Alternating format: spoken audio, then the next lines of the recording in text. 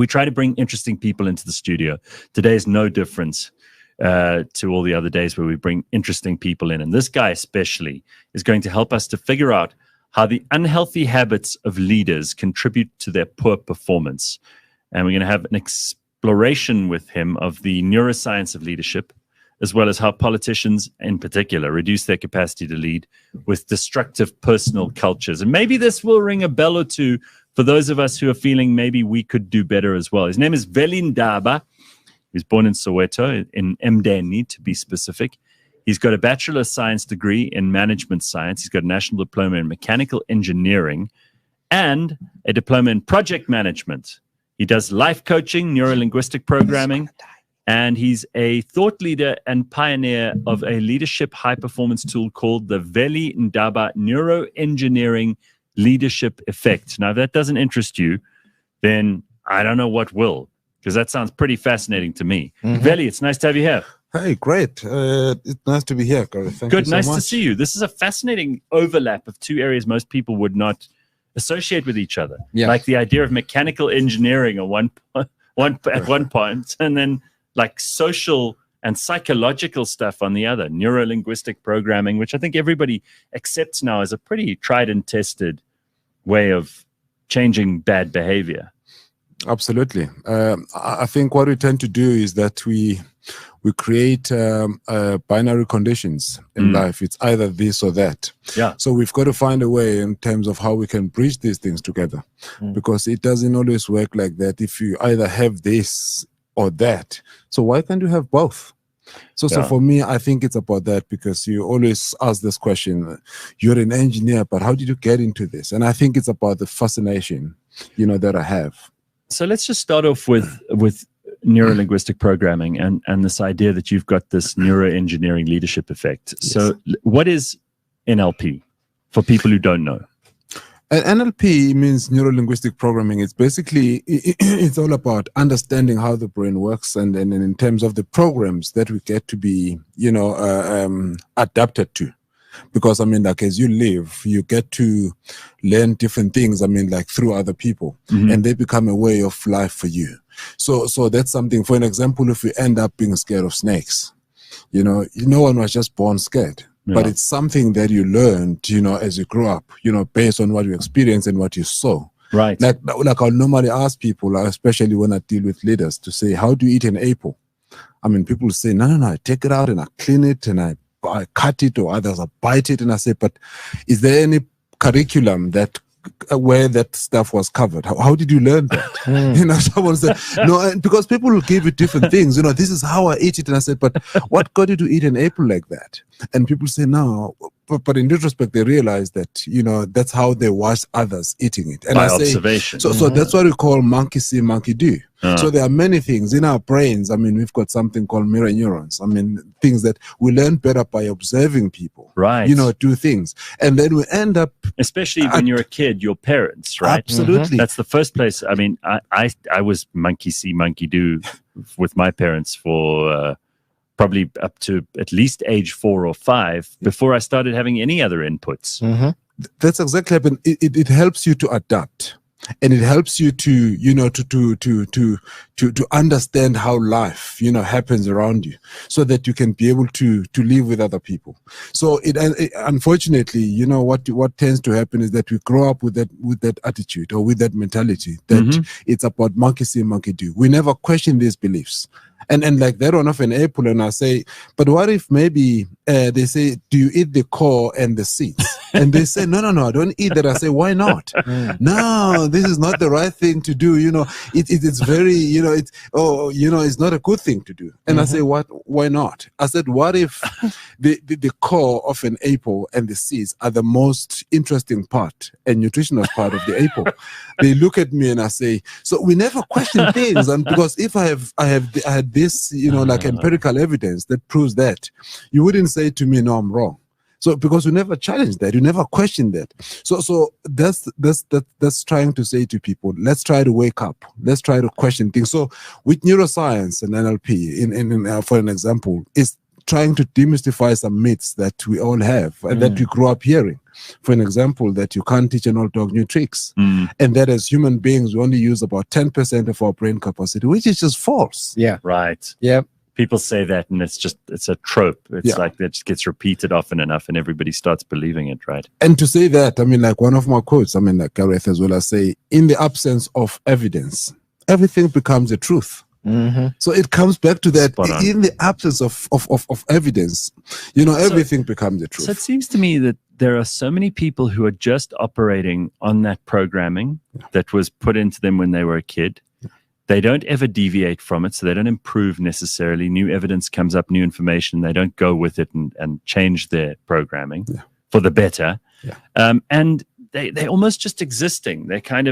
They repeat the same patterns. They do the same, and then they complain that their life is horrible.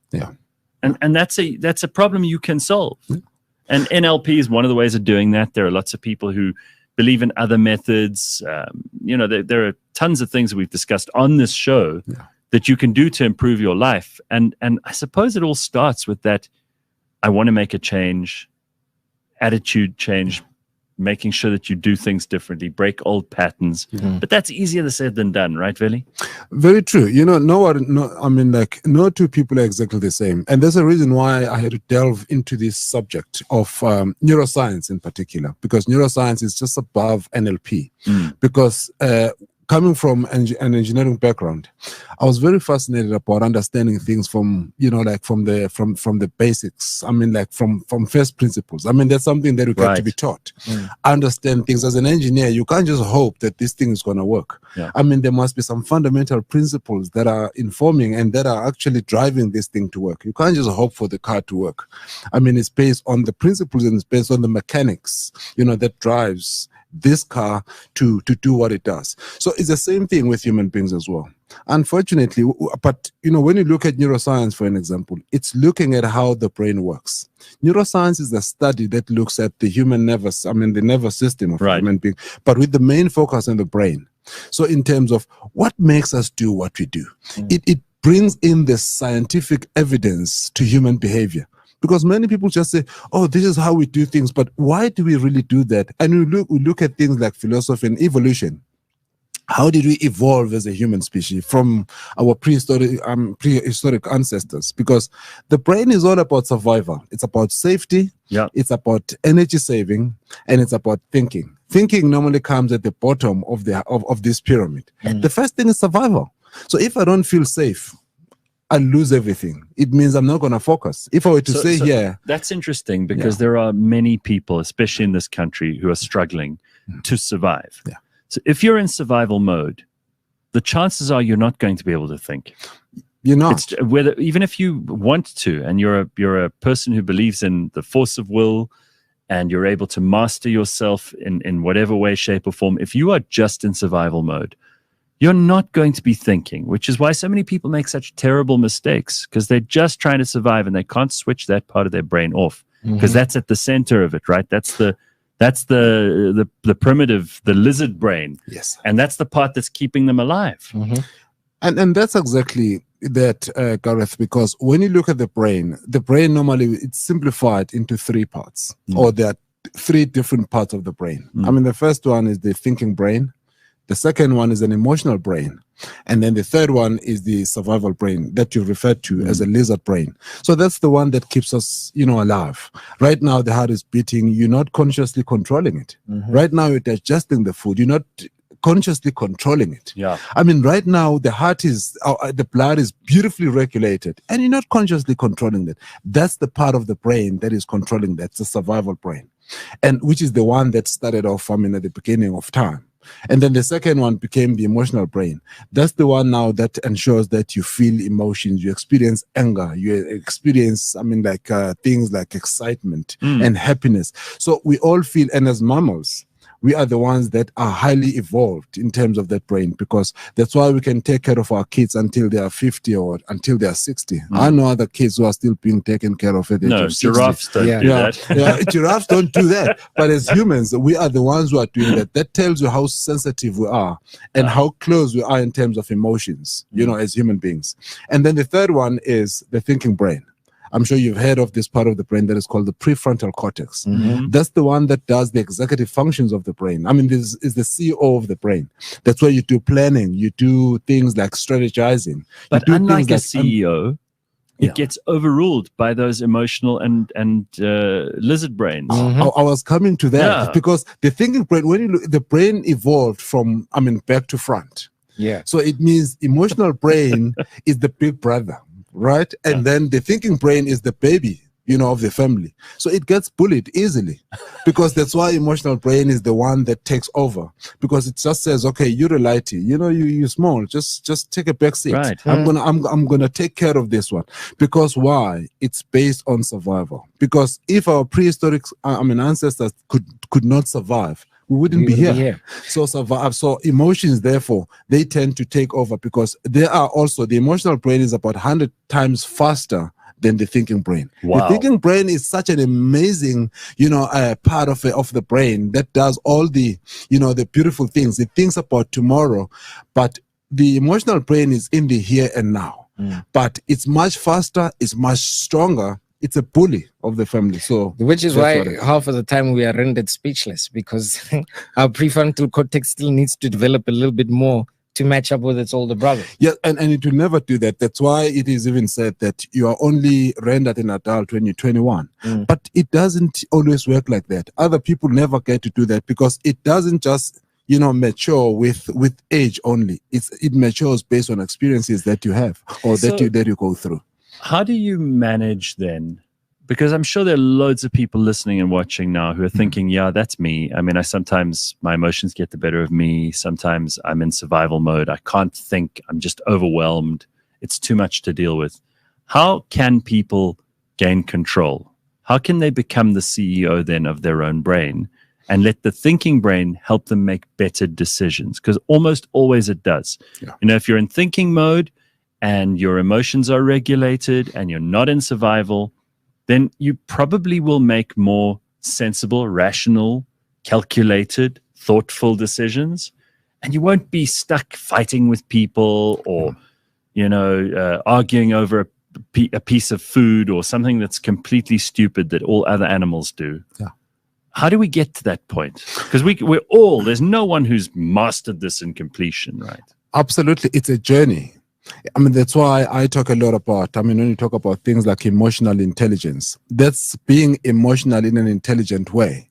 So it means that what happens between these three brains, for an example, I use this analogy. When you look at the thinking brain, it uses about, like if you look at in terms of when you look at, energy, it uses a lot of energy. Right. And then the emotional brain, it uses less energy. Why? Right. Because most of the things that you do are already subconsciously driven. They are already stored in the subconscious mind. There's part of the brain that we talk about. It's called basal ganglia. That's the one that drives all the emotions, all the habits. Once you have done something a couple of times, it says, okay, now I've got this thing figured out. Give it to me. Don't think about it anymore. That's when we become we get into autopilot. Right. So it means we get into autopilot because the brain says, I only have certain amount of energy. I only have so much, cognitive resources in me. I only have so much glucose. I only have so much oxygen. So I don't have all the time to think, and I cannot. So remember, the second part of the brain is about energy saving. Right. So when it saves energy, it ticks the box. And so that's why people become lazy, because the brain says, no. Why do it now? Why think about that? That's why you avoid new things. Why? Because they challenge us to think. And thinking is the most difficult thing there is. That's why Henry Ford was saying, thinking is the most difficult thing there is. That's why most people don't think. It didn't have the science to back that one up with, but when you look at it, it's because now science has shown us that the thinking brain is quite costly in terms of energy. So coming back to your question, I think that one, Gareth, to say, how do we train that? It becomes an issue of self-awareness. That's what I teach about. That's what I talk about as well, because when you understand how the brain works, because people just think that the brain is just a one solid thing. It's not. It's got different components. It's got different departments, but they work together seamlessly. But until you understand that they are different, then you'll not be able to control that. So to control that, to make sure that you are not emotionally driven all the time, it's about being able to understand that the brain evolved to keep us safe. But now the safety that we're talking about, it was physical safety. But now most of the safety we're talking about is not physical. It's emotional and it's social. So it's not something that's going to kill you. Yeah. But the brain has mastered that. So when you take a deep breath, for an example, when someone irritates you, it's not going to kill you. You just take a deep breath. It's about managing your emotions. And so that awareness is something that's important. But when someone upsets you, that animal instinct, comes out and you want to snap off their heads. So self-awareness comes into being there.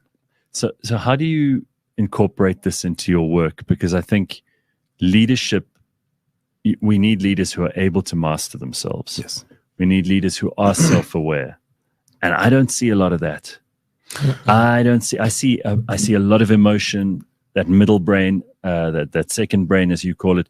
I see a lot of survival talk. I see a lot of appealing to other people's emotional brains rather than the sensible stuff. We were talking about this earlier, this president of Argentina who's just shooting the lights out and changing the economy there and making people's lives practically better just by not being stupid. And I said to Jack, well, this just shows you how dumb the other leaders in the world are, because so many of them are caught in that area between the first and second brain, and they're not even getting to the third. Our education system, unfortunately, somehow it seems to be designed in a very bad way, even our society as well. Because when things are made, to be, or when they are constructed in a way that they are not able to take us from this issue of worrying about safety and focus on what matters most, we'll never be able to come out of that. Like another example that I use, I say, if I say in this room here and I say, there's a lot of money here, if you get in here, you can get yourself maybe 5 million, rands. And then you will be so excited. And then the second part, and I said, anyway, there's a trick. And I say, but there's a snake in there as well somewhere. So if you are able to, to go past that snake, then you can have that money. Where is your focus going to be? Snake. It's going to be why it proves once again that our brain is focusing on survival. So whatever it is, if a leader, for example, gets into a room and says, guys, we need to do this, and if you achieve this, I'm going to give you so much money, you're going to get this. And he says, but if it doesn't happen, heads are going to roll. Now, where's the focus going to be? Only part people hear is heads are going to roll. Exactly that. So leaders need to be taught. So that's what I do, to teach leaders to understand how human brains work. Because if you understand how the human brain works, how it processes information, because most of us, we have not been taught about that. Even for me, it came out, the last 10 years to get to understand that. So that's the reason why I said, this information is not available. Hence, I started writing a book around that to say, how do you really help leaders? Yes, this is the book here. How do you really help leaders to lead effectively? Because when you talk about this leadership is not just because most people are promoted because of their technical skills. Yeah. You are a good accountant, you're a good engineer, then they promote you. We even see it now. We see it with people online saying, oh, this one's got a matric, this one's got this degree, that degree. Those things are not the qualifications we need. Absolutely. We need people who can think and also who have a moral backbone. Yeah. I don't just want people who can prove they're skilled in a specific technical respect. Unfortunately, what happens, Gareth, in terms of that, school has created this entitlement mindset, where we think that because I have a degree, then I'm qualified for that. Yeah. And then you get people, I deal with people who've got master's degrees, people who are so highly educated. Right. But when you talk with them when it comes to issues of emotions, they are just so cold and they are just not there. And they are not able to engage the thinking brain. Remember, right now, we're in this economy that is called, we call it, it's knowledge economy. Now, knowledge economy means that we hire people based on their skills and based on their knowledge. But when you're going to bring in someone who is highly educated, someone who can think outside the box, but you hire them to put them inside the box, because that's what happens. We don't give them space. We hire people to come and do beautiful things. But when they get in there, you say, no, I'm the boss here. And someone is highly qualified, they can do something, and bring in new ideas. But you've got leaders who are saying, no, but I'm the boss here. They don't want someone who's going to outshine them. That's where leadership fails, because we bring in people. What's the use of saying, I want someone with a master's degree, and yet you don't give them space to do what they, what they've been taught to do and what they can do. That's why, therefore, you've got people who are, then politics starts coming in. Yeah. Well, and people getting so much stress because you end up not doing what you're supposed to do, but you end up conforming. That's it. I saw a great clip yesterday. I'm not going to say who it was, because if you mention some people's name in business, then everybody else has the emotional response of, I like them or I don't like them. Yes. So everything they say is true and great, or nothing they say is true or useful. So I saw this brilliant clip. The guy says, it is really important that leaders in companies allow people to fail. Yes. In other words, to try things, to experiment, to come up with ingenious new ways of doing stuff. And you've got to be prepared to bear the cost of that if you're a leader. Yeah. Because if you have the opposite, that you bring people in and then you tell them not to make mistakes, all they're going to do is try to avoid those mistakes. You'll get nothing good out of them. Yeah. And I think that there's so much in business in this country that's about people who are terrified to make a mistake. So they rather do nothing. Absolutely. And that is based on how capitalistic we are. Like as the world, everyone is focusing on bottom line. It's very unfortunate that we want to do beautiful things, but people don't want to lose money. It's all about bottom line. We don't care about people. We don't care about the well-being of people. There has to be some sort of a middle ground. To stand up for capitalism for a second, capitalism is also the promise that if you come up with a good idea, you'll make lots of money. Right. Yeah. Nobody's doing this altruistically. No one's standing out there going, well, I want to solve people's problems. They're like, if I manage to solve people's problems, I might make a lot of cash. There has to be a meeting of the mind somewhere. Yeah. And the question is, how confident is the leader? Because it comes back to that. And that's one thing that I talk about. Many things are lost. They hinge around the confidence level of a leader. If a leader has a low level of confidence, they're not going to give up space because they are focusing about losing their jobs. If someone makes a mistake, my head is gonna be chopped off. So it comes back to that. That's the reason why when you look at when you look at companies, leaders who come in there, everything that they talk about is about profits. But when it comes to people development and looking at the well-being of people, it becomes like the last thing. On the line, they say, even if you talk to people, that's why they are so quick to say, but how much money is this thing going to make us? And when you say, but it's going to develop your people, and like when you look at it in long term, it's going to have huge spin-offs. And they don't look at that. They want to see the results now and right away. The thing is, like with life in modern society, it does not incentivize long, hard work. What has become the carrot that is dangled in front of everyone is notoriety and fame, and you don't have to do too much in order for you to get there. Those kind of things are things that can be unlearned, right? Or is the pressure a bit too much on? The pressure is there, but those things can be unlearned. Remember, the brain is such an amazing organ.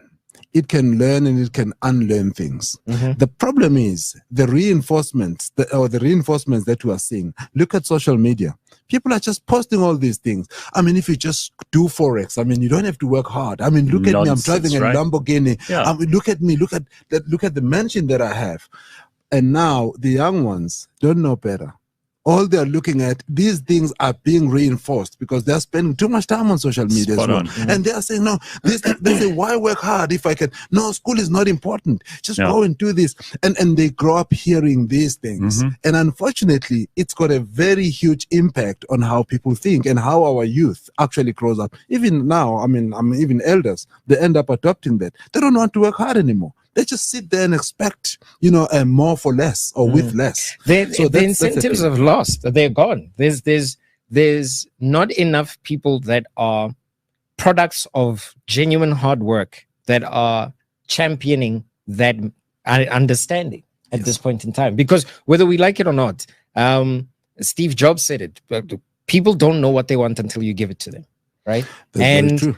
Most of the time, what people want and how they get it are very different conversations. Like they know I want a Lamborghini, but how to get there is as you said, Forex, social media and whatnot, all of these shortcuts. Yeah, and it's very sad, because even now, I mean, when I remember, I mean, during our days as well, I mean, when you qualified and you had to go after varsity days, I mean, you go and work in a company, you were exposed. You realize that you knew nothing, because you'll be giving someone, like Gareth said, I mean, rightfully, to say you're giving someone who has matric, and he will show you that you know nothing. I mean, the theory, the degree that you have means nothing. You have to be taught from scratch, because you realize that what you were taught, it's basically like devoid of the truth.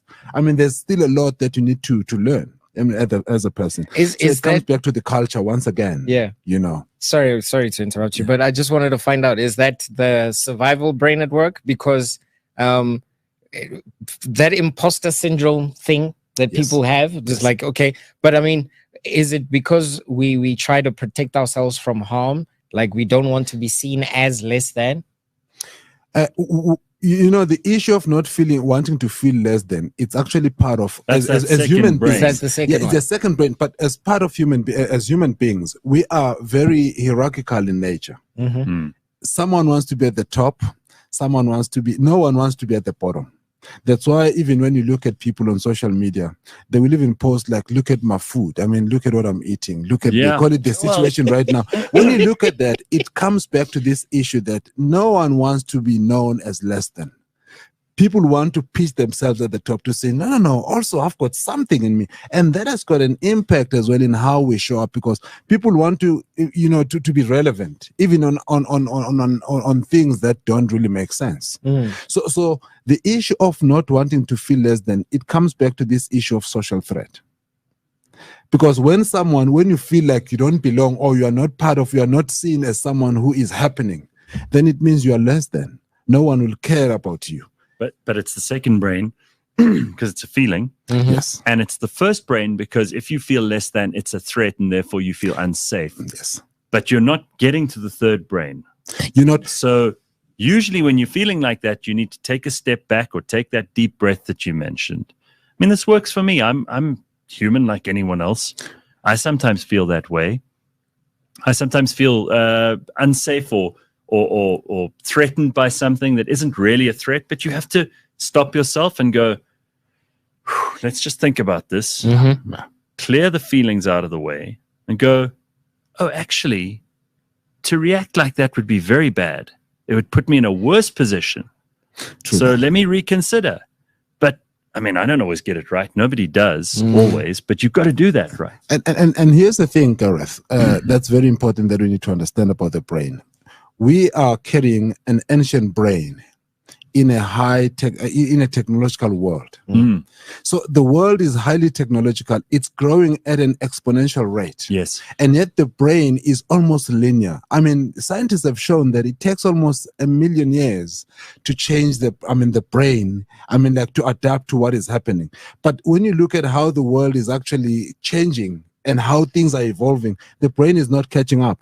So the brain is still processing the information the same way it did 1 million years ago. And that's the reason why we cannot catch up. So if you're not, because now people even talk about things like multitasking. There's nothing like that. Multitasking does not happen. I mean, like, people are just giving it, that in science we call that task switching. Because each and every task that you are doing or you are performing has got its own path. You know, we call it neurological pathway. That's interesting. So you do believe, and we are running out of time, but I think you've just hit on a fascinating thing. It's like, do you think that some people are just better pretending that they can multitask?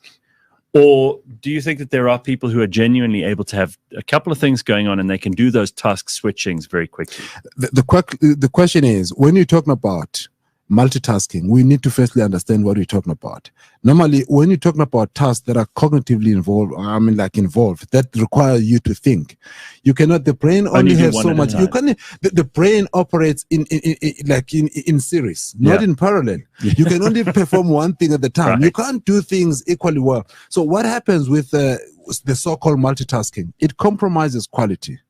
It compromises the duration of a task. Something that you could have done in an hour can take you 3 to 4 hours because you are switching tasks. So each time you move out of this path and do something else, when you come back, you need to reorient yourself and say, oh, by the way, where was I? Start to think about, by that time, you're losing time, you're losing, sort of like you compromise quality. So understanding how the brain works is such an important thing that we've never heard. I mean, it's something discussed at universities and that. So that's the reason why, therefore, I wrote this book, The Neuroscience of Effective Leadership, because effective leadership is something that does not start only with leading other people. It starts with yourself, managing your emotions, managing your own ideas, managing your own thinking, and managing your own dreams. Because at the end of the day, you can't just be a somnambulist or someone who is a sleepwalker. No, you've got to wake up. That's very powerful stuff. What you just said now is probably going to hit home for a lot of people. You can't be expected to lead and to manage other people if you can't manage yourself. Yep. Absolutely. Because why? Leadership is about influence. When I look at you, Gareth, doing what you do, and I say to myself, oh my goodness, I wish I can be like Gareth. So when you give me an idea or when you give me an advice, I'm going to listen to you. That's going to create something in the brain that is called brain coupling. Because you do something that I believe in, something that I love. So when you talk to me or you talk with me, I'm going to listen to you with so much intense focus and attention because you make sense to me. Then I'm going to listen to you. That's where the politicians are taking advantage of people because you talk about things that you know that people want. And then people are going to listen to you. So you influence people in a bad way and people end up just following because you seem to be talking about something that they believe in. I love this. I mean, I could talk to you for hours because I think this is fascinating. I'm sorry we spent any time about the on the politicians at all because we could have done without them. But for so many people who are listening to you, there's so many home truths that are hitting home and striking a chord now. I think it's great. Your book is called The Neuroscience of Effective Leadership. There it is. So this is about because as Veli Ndaba, the NeuroEngineer, which is the brain engineer, I'm all about transforming minds from mental darkness to mental light. I love that. It's about enlightening minds. It's about and showing them that I normally carry my my brain model with me just to take them through how the brain works. I think in the front. Yes, as well. You've got. But I love this. So Veli, this is great, and you're a very positive guy. You believe that we all have the tools also to be able to start making positive changes in our own lives and getting ourselves right so we can manage other people and have a positive effect on the world. I love that. I think it's the perfect message to end on this Wednesday morning. Thank you so much for coming to spend time with us. Thank you very much. Very interesting. Pleasure to meet you. It's same here. I mean, really, it was so exciting. And I think people can learn to understand that whatever that was given to them or what they learned at the beginning, they can unlearn it. So it's a process. The brain has got, is plastic-like in nature. It can always evolve and change in structure and function based on how you use it. I love this. Louis says in the comments, loving the show this morning, guys. Incredibly insightful. So many so-called leaders that I've dealt with in the past should listen to what Veli has to say. Yeah.